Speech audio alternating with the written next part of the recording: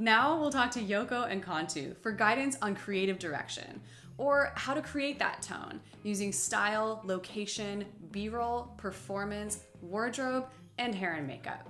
So really think about the message you've decided on and what style would support that message.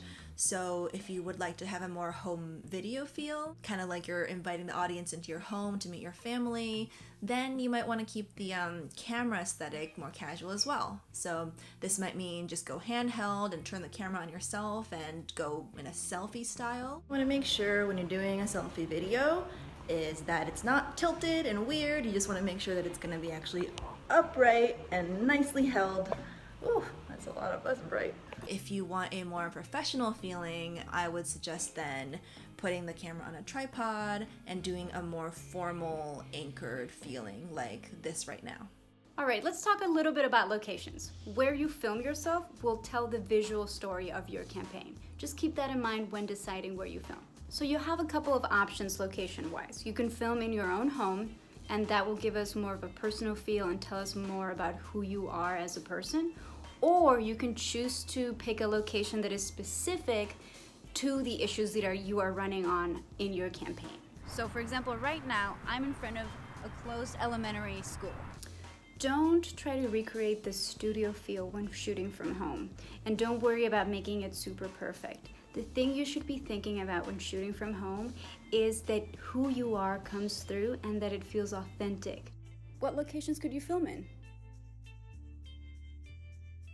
So what is B-roll? B-roll is footage. B-roll is anything that you're talking about.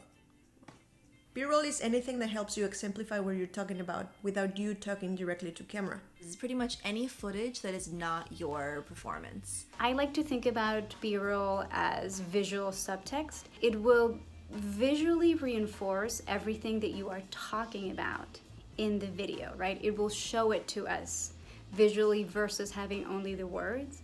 And it is extremely important in order to make the video interesting. Ask yourself what sort of B-roll is going to help illustrate your point and help bring your story to life visually.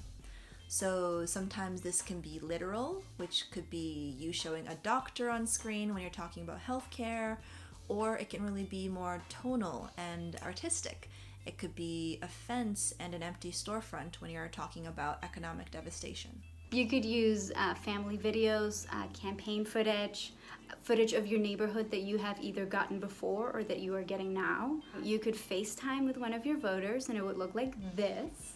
Another idea that you could do is film B-roll of family photos, campaign photos, diplomas, any object that signifies an accomplishment to you or that had any significance in the video. All of these ideas are basically helping us stitch a visual story of who you are as a person and as a candidate. And beyond just B-roll, you can also even think about, is there somebody else who might speak to the camera on your behalf about your issue and your story?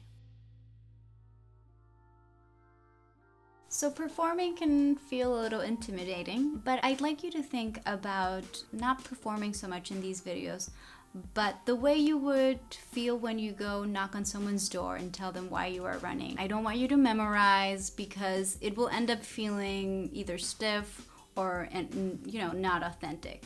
But it is very important that you know what you want to say and almost make an outline of all the things you want to talk about and how those will build on each other. And what's really important to remember is when you are filming yourself to always be looking into the lens. Don't look at the image of you next to the lens. It's very tempting, but it's always best to look straight into the lens. And if you ever feel like your delivery is getting a little stiff and you're losing energy, just stand up, take some breaths, do some stretching, maybe do some jumping jacks, and that'll kind of help gain your performative momentum back. It'll help you get a little bit more refocused and get you right back on track to do a great performance. So do a couple of test shoots before the day, just so that you're comfortable with all of the technology, with the equipment, and with speaking directly to camera. If there's someone who can help you, that is great, and make sure that you utilize that.